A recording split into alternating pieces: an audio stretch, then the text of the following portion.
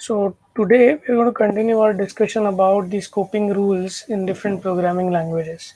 So just to put the things into perspective, what we looked at so far in the previous lectures is what exactly you mean by name and binding, and the place in the program code, in the lexical program code or static program code, where the bindings do not change is generally referred to as a scope of the program.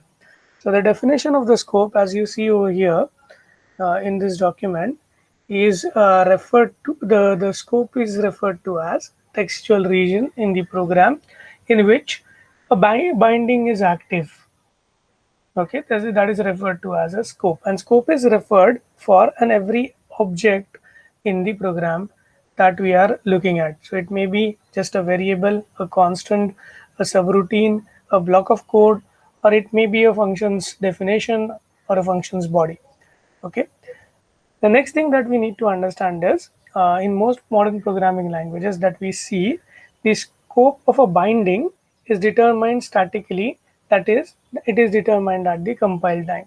So we decide whether a particular object is live or not in a particular region of code at the compile time. So the decision about which object a particular name refers to is done at compile time, and that is referred to as the static scoping rule. And we're now going to talk about how different languages try to achieve this particular type of scoping. Later on, we'll also see what exactly you mean by dynamic scoping, and the languages that use dynamic scoping, what all kind of things or what all kind of rules they need to have. Okay, now we know C programming language well because you learned that language just in one semester ago. So the examples that we're going to look at are about C programming languages. Okay, so when I get a C program as a compiler, okay, these are the three steps that I generally use for determining the scope. Okay, whenever a new subroutine or new function starts executing, we can consider that as an entry point of the subroutine. A new scope is generated. Why I'm saying a new scope is generated? Because see, this is an example where this is a function f which has a parameter int a, and then there is a local variable which is called as int local. So these two variables a and local, they will be active when I start executing function f body, and hence whenever a subroutine starts executing, a new scope needs to be created. What I mean by new scope is my reference list. Reference list means a list of all the objects which are live, whose binding is active. They are part of the reference list. Now this reference list, if it is static, if it is not changing, my scope of the program is set to be not changing. As I start executing a subroutine, I introduce certain new variables, and hence certain new bindings need to be created. And since new bindings are created, the list of references gets updated, and hence the scope of program itself is also altered or changed. Now, when I cease to execute the subroutine, when I cease to execute subroutine, that is, this return statement gets executed, what happens is some of the bindings that I had created temporarily, because I introduce new variables that are declared in the given block of code, which is function f, these particular bindings no more need to be sustained in my reference list, and hence I will again alter the reference list when I stop executing a body of function, maybe due to the use of return statement or an exit statement. So there are certain programming statement that allows you to jump from one block of code to another block of code. I may also consider here the example is of a function, but if you're talking about C++ and other programming language like Java, you can declare variable anywhere in the code. So if I have a for loop and I create a local variable for that looping construct, and that looping block, that variable exists, but outside that looping block the variable does not exist, or its binding is not existent. So in that case, I may use statements like continue, break, or rather break statement to get out of the loop, out of the execution of the loop.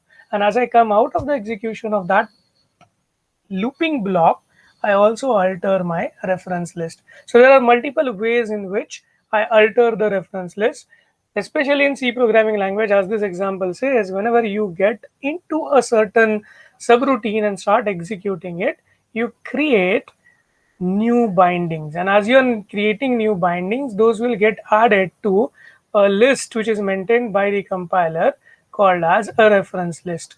So this static analysis before actually executing the code is done by the compiler in order to understand which object is live and which object is not live. Now, why a compiler would require to know which object is live and which object are active and which object is not active? Because there may be a case where there are multiple objects in my program which share names.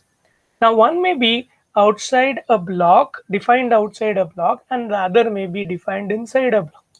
If they are sharing names, now the compiler needs to address and say, if I access a particular object and try to manipulate that object, maybe it's a variable, so I assign a new value to that variable, or I use that variable in an expression where the value of that variable is getting updated.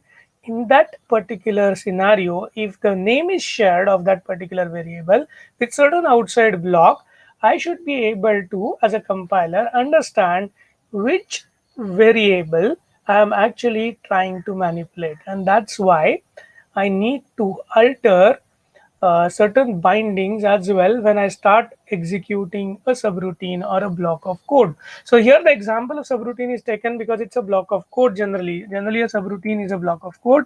That's why this example is considered. But anyhow, whenever you are using C program and a compiler is trying to compile the program, it does all these three steps. Okay, so the second step reads like this: binding is created for local variables. So you create the bindings for local variables and you deactivate bindings for global objects that are hidden by local object with same name. So that's the exact thing I was referring to. If a object means say a variable or say some function name that shares a name with certain outside entity, okay, then such binding which is local, it conceals the global binding, because the local binding is given more importance in that particular scope when you're entering a block construct. Third point is, on subroutine exit, we destroy the bindings for local variables. All the local variables are destroyed, and we reactivate bindings which we might have deactivated because we entered the block and there were certain objects which were sharing names with certain outside of the block objects. I should not say global, but outside of the block objects. For that block, these objects will be global objects. And in that sense, this word global is used here. Okay, so these manipulations of bindings may first, at glance, we may consider that they should be happening at runtime, but doing all this at runtime would mean maintaining all these references list and other things at runtime. And if I maintain all these things at runtime, my load on the CPU at runtime would be excessive, and my execution will be delayed, so execution time will increase. So in that way, if I do take a lot of binding decisions and the scoping decisions early in the execution, that is at the compile time itself, it is going to be more beneficial. So that's a plus point of doing things at compile time or doing statically the decisions related to scoping and other things. Okay, and these decisions that we take as far as scoping is concerned, they will actually affect how the code executes and what output the code generates. So compiler ने जो compile time पे decision लिया होता है binding का, they all decide how a program executes in runtime, what variables you are getting manipulated at runtime when a subroutine is executing, and how the output is generated. So that's about static binding, and we'll see some more facts about how different programming languages handle these type of bindings. Okay, C program and know. So by looking at a C program, we can know which names refer to which objects at different points in the program. So if I see a particular line of code in C, I can quickly, manually, if I'm doing it, I can quickly understand what variable this particular expression carries, where exactly that variable is declared, what value it will be having. So these are purely textual rules that we also try to apply when we want to understand a code that is given to us. For example, the DSA code that I other day showed to you, since you are not in a position to execute it at the moment or debug it line by line, you can actually manually look at the code and try and understand, okay, this is the declaration of a variable, where exactly this variable is going to be used. Okay, so this is the line where it is used, what kind of value it is storing at this instance. So all this you can actually purely do looking at the text of the code.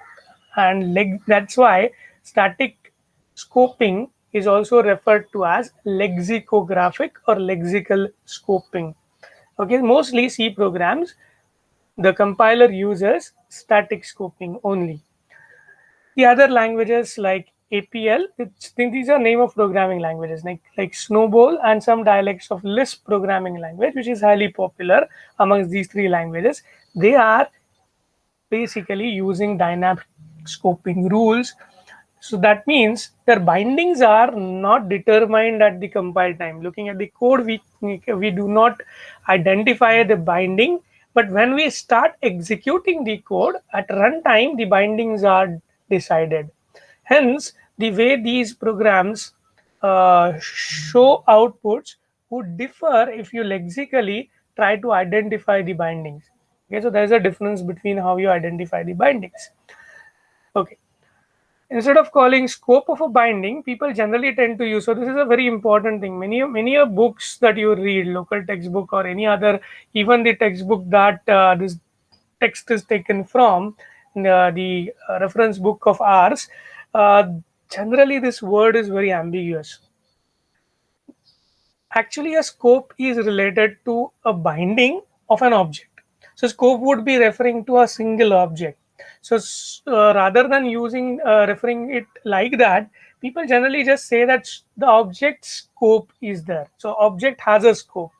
Okay, generally it's object's binding which has a scope in a particular block of code, but we generally refer it in a different manner, and that's why we tend to confuse about this term whenever we use is that variable in the scope.